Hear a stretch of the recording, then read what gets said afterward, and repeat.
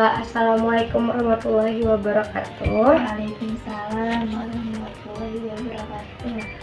Perkenalkan, saya dari mahasiswa Poltekkes Kemenkes Jakarta 3 dengan jurusan D3 Kebidanan. Di sini saya izin mengedukasi ya Ibu tentang gizi seimbang untuk ibu hamil, teruntuk trimester 1, 2, dan 3. Sebelumnya izin memperkenalkan diri. Perkenalkan, nama saya Davina Syarastani. Izin bertanya Ibu sekarang udah memasuki trimester keberapa ya? Trimester 2. Trimester 2, berarti trimester 2 itu bulan ke-6 ya Bu ya? Iya. Oke. Saya izin bertanya Ibu, sebelumnya Ibu sudah tahu belum sih apa itu gizi seimbang untuk ibu hamil? Belum ya? Izin menjelaskan ya Ibu ya. Jadi gizi seimbang itu adalah susunan makanan sehari-hari yang mengandung zat-zat gizi sesuai dengan kebutuhan tubuh, baik jumlah maupun jenisnya, agar tubuh tetap sehat dan berfungsi optimal. Nah, bagi ibu hamil ini, gizi seimbang itu sangat penting Ibu, karena kebutuhan tubuh meningkat untuk mendukung pertumbuhan dan perkembangan janin, serta menjaga kesehatan ibu pastinya. Terus juga gizi seimbang mencakup karbohidrat, protein, lemak, terus juga vitamin, mineral, dan air. Terus konsumsi makanan harus bervariasi dan sesuai dengan usia kehamilan. Jadi kan usia kehamilan itu pasti ada usia kehamilan trimester 1, trimester 2, dan trimester 3. Baik, di sini juga di trimester pertama ini tuh kita fokus pada pembentukan awal janin dan organ-organ pentingnya. Nah, yang namanya di trimester pertama itu kan pasti perutnya masih ini ya Bu ya, masih kayak kecil ya, belum membesar gitu.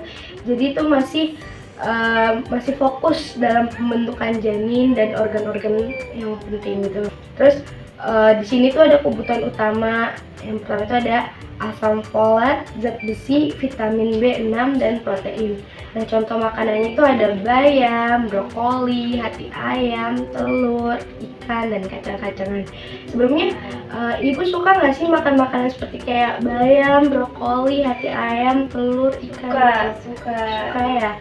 Sering nggak sih Ibu mengkonsumsi makanan itu? jarang. Oh, jarang ya? Iya. Pasti lebih ke seblak gitu ya Bu ya? Bakso, ayam, Ya sebenarnya itu nggak boleh Ibu, harus dikurang-kurangin ya. Saya lanjut ke ini lagi ya Bu ya. Terus di trimester kedua itu tuh janin mulai tumbuh cepat, terbentuk tulang, otot, dan jaringan. Pasti di trimester kedua ini udah di perut ibu gitu sudah agak membesar gitu ya. Nah, terus kebutuhan pertama itu pastinya ada protein, kalsium, vitamin D, omega 3, dan zat besi pastinya. Nah, contoh makanannya ini ada susu, yogurt, tempe, tahu, ikan, terus ada ayam, ada alpukat juga. Terus di trimester ketiga ini Ibu janin mengalami perkembangan otak dan berat badan meningkat. Pastinya di trimester ketiga ini pasti ibu-ibu hamil tuh mengalami berat badan yang meningkat karena lagi mengandung mungkin ya.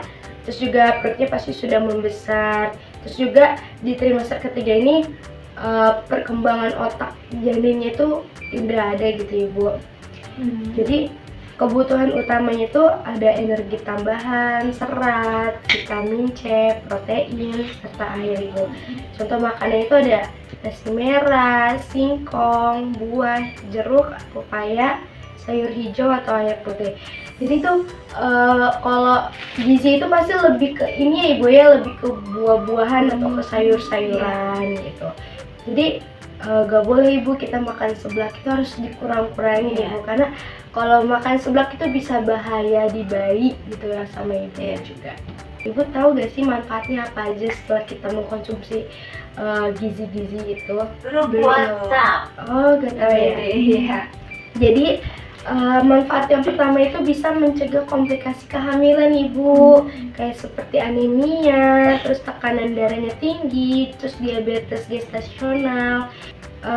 Pokoknya tuh kita tuh harus mengkonsumsi gizi seimbang Ibu gitu. Terus yang kedua itu bisa mendukung tumbuh kembang janin dengan baik dan optimal. Yang ketiga itu meningkatkan energi dan daya tahan tubuh ibu selama kehamilan ibu. Nah, terus selanjutnya ada mempercepat pemulihan setelah persalinan. Jadi gizi seimbang itu juga bisa mempercepat, ternyata ibu bisa mempercepat pemulihan setelah persalinan. Selanjutnya juga ada mendukung produksi ASI berkualitas setelah melahirkan. Jadi selain mempercepat pemulihan setelah persalinan, jadi gizi seimbang ini juga bisa mendukung produksi ASI berkualitas setelah melahirkan ibu. Nah, di sini nih ada nih makanan yang tidak boleh, maksudnya yang mungkin harus dikurang-kurangin ya sama ibu hamil. Nah, di sini ada makanan yang tidak sehat untuk ibu hamil. Jadi makanan tidak sehat itu makanan yang mengandung banyak gula, garam, lemak, terus ada zat aditif atau tidak higienis ibu yang bisa membahayakan ibu dan janinnya dan anak ibunya nanti. Nah, contoh makanan yang tidak sehat itu kayak makanan cepat saji atau fast food kayak seblak, kayak makan makanan pedes itu kayaknya nggak boleh ibu ya. Iya. Terus juga gorengan ibu, gorengan berlebih juga itu nggak boleh ibu. Terus makanan mentah atau setengah mateng kayak sushi atau telur mentah itu juga nggak boleh ya ibu ya. Terus minuman bersoda dan berkafein tinggi itu juga nggak boleh. Serta snack kemasan tinggi atau MSG. Jadi kalau kita sering mengonsumsi makanan ini tuh malah bahaya di bayi sama ibunya nanti. Jadi harus dikurangin ya ibu ya. Nah, terus dampaknya ini nih ibu, dampaknya itu bisa obesitas nanti, terus juga tekanan darahnya pasti tinggi, terus gangguan pencernaan pastinya ibu, hingga infeksi bakteri berbahaya. Nah, terus selanjutnya di sini ada dampak kekurangan gizi. Nah, ibu sudah tahu belum dampak kekurangan gizi pada ibu hamil? Belum sih. Jadi di sini dampak kekurangan gizinya itu kekurangan gizi bisa menyebabkan bayi lahir dengan berat badan rendah ibu atau BBLR gitu. Terus juga ada keterlambatan perkembangan janin. Terus juga ada risiko keguguran ibu atau kelahiran prematur, itu bahaya sekali ya ibu ya. Nah, terus ibunya juga mudah sakit, terus mengalami anemia yang saya sudah beritahu tadi. Terus juga mudah lelah, terus atau sulit pulih atau saat setelah persalinan. Nah, terus risikonya itu bisa cacat tabung saraf pada janin ibu jika kekurangan asam folat. Jadi harus ini ya ibu ya, makanannya tuh harus seimbang gizinya. Jangan sering-sering makan fast food atau yang seblak-seblak gitu ibu. Nah, di sini saya juga menyarankan saran untuk olahraga ibu, olahraga ringan gitu, biar enggak tiduran terus, biar enggak males-malesan. Nah, jadi olahraga ini bisa membantu kebugaran tubuh, kayak memperlancar sirkulasi darah dan mengurangi keluhan kehamilan seperti pegal, terus susah tidur dan stres pastinya ibu ya. Nah, jadi jenis olahraganya itu ada jalan kaki santai aja ibu, itu selama 20-30 menit per hari ibu. Jalan keliling gitu ya? Iya, jalan-jalan aja. Itu bisa menghilangkan stres ibu, biar maksudnya nggak tiduran di rumah terus. Nah, itu selanjutnya ada senam hamil yang selanjutnya ada yoga hamil membantu pernapasan dan relaksi. Ini juga sebenarnya dianjurkan, tapi kalau memang tidak mau tidak apa-apa gitu loh. Terus di sini juga ada peregangan ringan untuk melatih fleksibel tubuh. Nah, olahraga itu harus dilakukan sesuai kondisi fisik dan usia kehamilan ibu, serta dikonsultasikan ke tenaga kesehatan. Nah, sebelumnya ibu sudah tahu belum sih isi piringku untuk ibu hamil? Belum, apa ya? Belum tahu. Nah, jadi isi piringku ini adalah panduan untuk mengatur porsi makan sehat ibu. Jadi dalam satu piring untuk ibu hamil itu penting agar piring berisi makanan yang lengkap dan seimbang ibu. Kayak misalnya 1,5 piring itu sayur-sayuran dan buah-buahan segar, atau 1/4 piring itu bisa sumber karbohidrat seperti nasi, jagung atau singkong.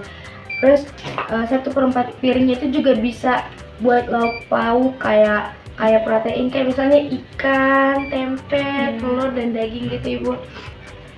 Nah, terus di sini tuh ada tambahannya ibu, tambahannya bisa susu atau olahan susu gitu.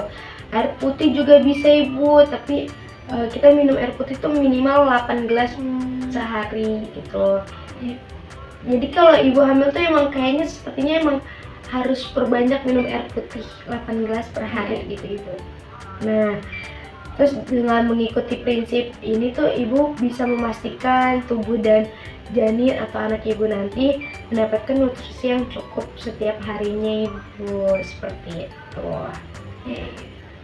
Apakah ibu mengerti atau ada yang bikin pusing gitu? Silahkan ditanyakan ke saya. Kalau buat kayak dari makanan ya, misalkan kita kan sehari 3 kali, kalau sehari 2 kali gitu. Kalau buat ibu hamil nggak apa-apa, apa ngaruh juga buat janinnya? Ya kalau sebenarnya tuh kalau makan tuh di ininya tuh sehari 3 kali ibu, kayak pagi, siang atau malam gitu. Terus itu tuh maksudnya gak boleh makan sehari 2 kali karena itu bener-bener ngaruh di janin juga. Terus juga kalau makan itu yang tadi harus ikuti isi piring ibu. Jangan perbanyak gorengan kayak gitu-gitu ibu. Karena itu benar-benar bahaya sekali nanti kalau ibu melahirkannya, nanti bahaya banget kalau berbanyak. Nah itu aja sih. Banyak, maaf mengganggu waktunya. Maaf kalau tadi saya penyampaiannya ada salah kata. Saya pamit undur diri ibu. Semoga lahirannya lancar dan semoga ibu dan bayinya lancar. Makasih ibu. Assalamualaikum.